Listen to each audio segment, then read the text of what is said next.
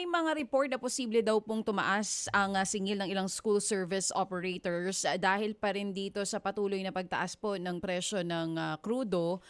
Pero ma'am, para lang din mas malinaw sa mga nakikinig at nanonood sa atin, tama hindi ba? Regulated din ng LTFRB itong school service at kailangan din nila ng prangkisa. Pero kapareho po ba sila ng mga bus din or even jeep na may fare matrix? Paliwanag niyo po muna sa amin yon, attorney. Okay po. Tama ho kayo dun sa unang part na ang franchise po ng school transport service natin ay nasa ilalim po ng LTFRB.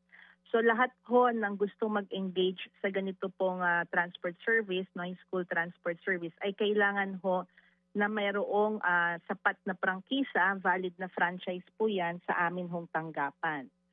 Sa ngayon po, with respect po sa fare matrix, wala ho tayong fare matrix na katulad ho ng bus at ng jeepneys or ng UV Express para ho dito sa ating mga school transport service. Dahil ho, iba ho kasi yung operational requirements po ng ating transport service ng mga jeeps and buses or UV Express as against po dito sa mga school transport providers po.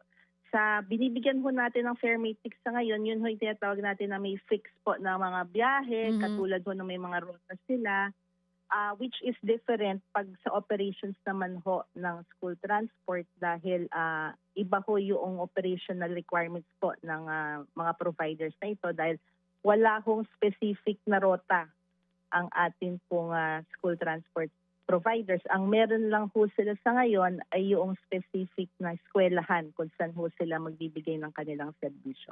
Attorney, para lang din po mas malinaw sa amin, magkano itong bayad ng mga school service sa prangkisa? Tas gaano katagal bago po yung renewal niyan?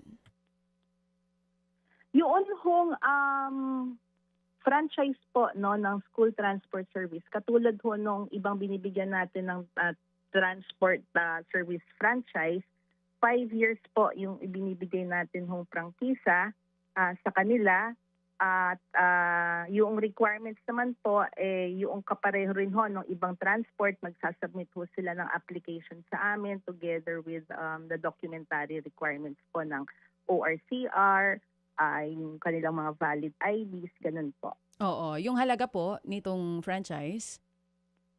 Ang filing fee po natin ngayon nasa 500 more or less po. Wala akong 1,000 pa yan. Mga kapatid, patuloy po kayong tumutok sa 105.9 True FM para sa totoong balita, impormasyon, music and entertainment. Mag-subscribe sa aming YouTube channel at podcast at sundan nyo kami sa Facebook, Instagram, X at TikTok sa True Network PH. Bisitahin din po ang aming official website, truefm.ph.